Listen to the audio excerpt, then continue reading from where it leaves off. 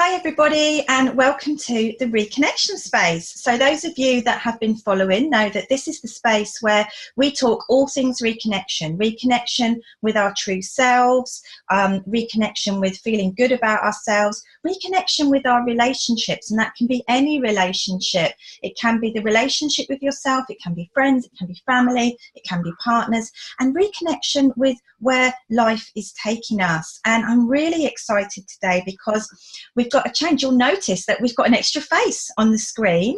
We have got the amazing Jules White from Compassio Coaching, and she is our first Reconnection guest. And you've heard me talk about how you can reconnect with yourself and how you can do self-development. But what I'm most interested in is hearing people's reconnection stories. Those moments in life, some people call them the aha moments, where they realised something was shifting and something was changing.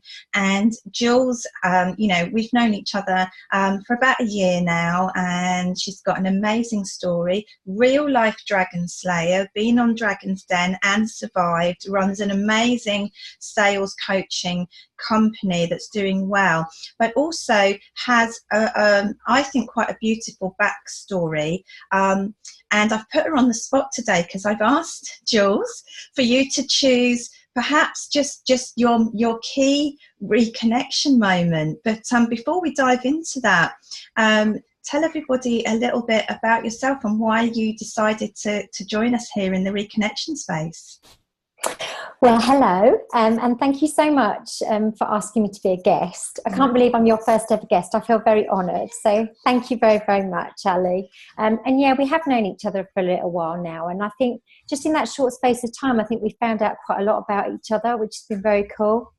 So my story, gosh, it's a very long one. I need to try and keep this really short, don't I, and succinct. So I guess really 30 years in sales is kind of that big headline thing that you need to know about me. So I left school when I was 16. I was very, very young. I had a whole career across 30 years, which was very much about sales. People, I love people. I learned everything you need to know about selling in so many different sectors to so many different people. So that's kind of one thing that's really important, because that leads us to what I do today. But in that moment of madness, when I had my child, Sam, I've only got one child, my beautiful boy, Sam. I had him and became a mum, and anyone listening probably knows all about how that changes your life. And I decided at that point I would start my own business, because why wouldn't you when you've got a 3-month-old baby? So I started a business which was very much connected with babies. That was where the passion was coming from, and I took that company and that business onto Dragon's Den. Now that's a story for another day. If anyone ever wants to look that up, they can. But on that journey, it was a journey of amazing moments, real passion, loads of learning, but ultimately after 3 years in business, huge loss. And the loss came about from losing a very successful business, which I didn't really have to lose, but it was kind of forced. Yeah. Having to go bankrupt, which was devastating to me, to my values, my core. It was just devastating. I then lost a baby because I had a miscarriage. And of course, I don't think anyone realizes what that feels like till they've had that. And so many women have. Yeah. And I couldn't believe the impact that had in my life. And then I lost my marriage. And then further on, sadly lost my beautiful mum. And further down that line, I lost my dad too. So my last real sort of devastating loss, I guess, was dad, which was the back end of 2015. So the journey from losing the business in 2008 to 2015 was quite a long journey, of me, I guess, at times reconnecting, but also just actually going into real deep depths of sadness. Just trying to, I guess, move through that, weren't you? And, it's, having heard your story, but hearing it, that's the first time I've heard it kind of summarised like that. And I just sat there and thought, wow, you know, one thing after another. So you experience a loss, and you know that there's going to be that, you know, grief of whatever that loss is, and then you start to come back up again, and there you are faced with something else, and there you are faced with something else. And, you know, just how much extreme loss you actually went through before you finally got to the end of that journey, as you called it. Yeah, definitely. And it's like anybody has their own personal journey, anyone, and it's no better or worse than anyone else's. It's personal. Yeah. And you're right. I think that the struggle over those 7 years was just the fact that just as I was starting to recover, something else would then hit. But then the positive side of that was I was just building up this huge resilience and strength. Always just to say, well, okay, it's not going to beat me. What am I doing next? Yeah. You got me back now. I've got you back now. We're carrying on. So yeah, just that I can beat this. I will get through this. You know, it's a choice. I think we talked about this before. It's actually a choice that we make to be able to just get back up and just get on and grow again. But yeah, very, very tough 7 years. Yeah. And, you know, like you said, we've spoken previously, but I talk sort of in the reconnection space about this step of acceptance. And it's not about accepting and giving in and accepting and saying, oh, well, you know, that, but it's accepting that what's happened has happened, isn't it? It's that acceptance that says, I can't change it. I don't have to like it, you know, but I also have, like you say, once I can accept that that is what has happened, and I am not fighting against that, I'm not living in that if only mode that's so easy to fall into, you know, if only and I wish and what could have been and regret. And you get to that point of, right, okay, that happened, I didn't like it, it wasn't fair, you know, I get all of that. But that's kind of when you start to see that you have the choice, isn't it? That's when you start to have the choice of saying, I can either carry this with me, or I can move through this and let that be, almost. Even if you're not ready to let it go, you can let it be and start to decide what you're going to do next. I think that's such a good point, Ali, to be honest. And during the time when I'd lost my mum and my dad, I did have counselling, which was obviously for the grief that I was suffering. And there was a very big part of that counselling dealt with acceptance. And it was very interesting just learning about acceptance and what it really means, and just the time that you really accept that this is where it is at now. This is the now. Whatever's happened before, you cannot change it. But what you can do is actually embrace it and say, right, well, what did I really learn? Or, yes, it was awful. However, let's now move on, you know. And acceptance is a huge part, I think, of that then next level of growth when something's happened to you. I really do.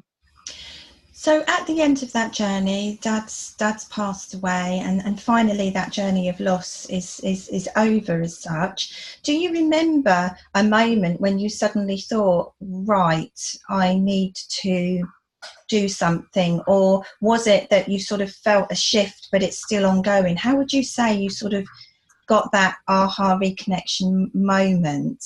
I think it has been probably gradual rather than this just waking up one day and there it was. Losing Dad, I think, was just that thing where I'd finally lost both my parents. Some people actually told me, Ali, oh, did you realise you're now an orphan? Can you believe people actually said that to me? I know. But in saying that, I guess they made me think to myself, do you know what? It's now the next stage of my life journey. You know, I am now on my own.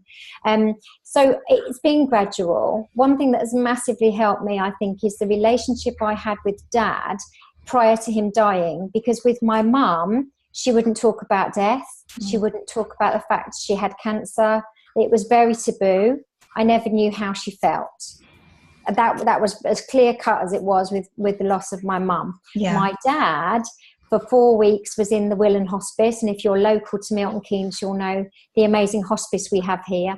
And for 4 weeks, sat with me and planned what I would do next, what I would do with the bungalow that he had, what we would do at the funeral. And you know, and I know I say this with a smile on my face, but I can't tell you how much that helped me to reconnect after I'd lost him, because I almost had this purpose.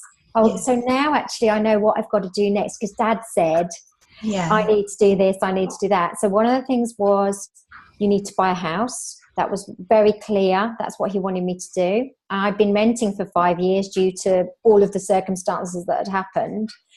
So I bought a house. The next thing he'd said was, you have a holiday. So I did. And I went to St. Lucia. I went to this amazing place. Brilliant. Amazing holiday. And so, you know, those things were absolutely part of my reconnection to that next part of my journey. And they're all actually based around Dad in so many ways. You know, he kind of gave me that reconnection, started that reconnection for me. He left you sort of that legacy. So, you know, when you lose somebody that you would turn to, you know, when you have a life experience, there's that person you would normally turn to.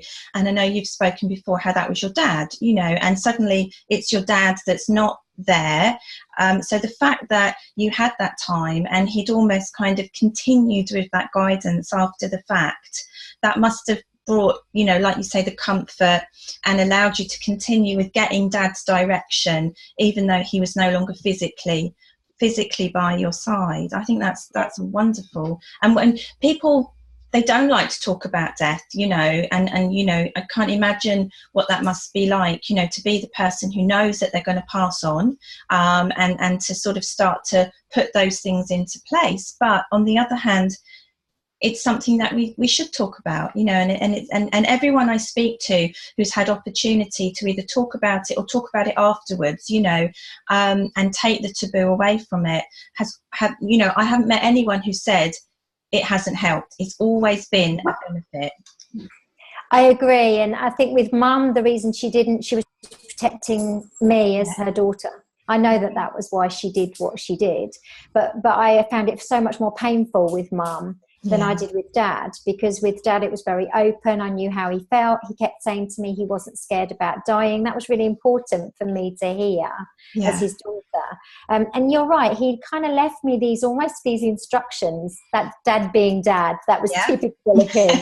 And even now, you know, and it's coming up end of this year, it will be 3 years, won't it now, which I can't believe. And even now it's like, oh, well, what would Dad say if I did that? Or, you know, and I know Mum as well, because she's always around me, but Dad was the vocal one. Dad was the one who was more prominent, you know. So yeah, massively helpful in just understanding what my purpose was, having things and goals that I could set based on what he wanted. You know, those things really, really helped me. So tell everyone a little bit now about the fabulous work that you do, because you're still in sales, but in a very different remit. And we've got listeners and viewers who aren't local, but I know you're all over the country actually on a like a grand tour at the moment. It's Compassio Coaching on Tour. So tell us a little bit about what you're doing now, Jules. So yeah, I thought about. I mean, it was by chance really. I had an opportunity to start my own business again, which was April last year, so 2017. And I just thought, well, what can I do? I love people. I love helping people. That's my principal thing in life. And I've had sales experience for 30 years. So I went out into the world as a coach, helping businesses, more entrepreneurial businesses, with their sales. But I didn't want to just go in with this kind of process-driven sales information. I wanted to think about what sales was really about. And for me, sales is about building relationships. It's about a human conversation, a bit like you and I are having today. And I wanted to start putting my sales methodology, which is very much human and very Jules, you know, this is how I sell. I wanted to put it into a whole methodology that I could then make people understand as entrepreneurs. So I created Live It, Love It, Sell It, which is then how I go out into the world with this human connection way of selling that's not scripted and it's not pushy and icky and yucky. And that's kind of like how I come into the world as a sales coach. So it's a really lovely feel, and I always say I help people to fall in love with sales. Yeah. And one of the things that I'm doing, as you've mentioned, is I'm on a road trip, a sales road trip, as I call it, which is live workshops, which I'm just taking out to various towns in the country. It's such a lot of fun. It's face-to-face stuff. But equally, I'll coach like this over Zoom. Yeah. I can coach on an online course, which I'll be launching soon. I have a Facebook group. Lots of ways that I'm putting myself out into the world, and I'm launching a book at the end. I was going to say, you've got a book coming out. Yeah. And as a fellow almost author, I'm always keen, so watch out for the book launch coming soon. I think that's really exciting. And it's called Live It, Love It, Sell It, so you know, just remember that bit and you'll find me. So Jules, thank you so much for your time today. If you can leave, you know, with one final thought, if I can ask you to kind of finish this sentence, you know, put you on the spot here. For you, reconnection means what? Well, it means that there is no such word as can't, because that is what my dad told me from when I was a little girl. So it makes complete sense that I leave you with that. That's fabulous. Thank you so much, Jules, for joining us as our very first guest here in the Reconnection space. If you've enjoyed this, then watch out. We're going to have videos coming up every Monday. And if you've liked this, then click and like and also subscribe. That's really important and help spread the word. And if you think you've got an interesting reconnection story, why not drop me a note? And the contact details are all on my YouTube channel. And I look forward to seeing you all soon. Take care and thank you again, Jules. Bye-bye. Thank you, Ali. Thanks.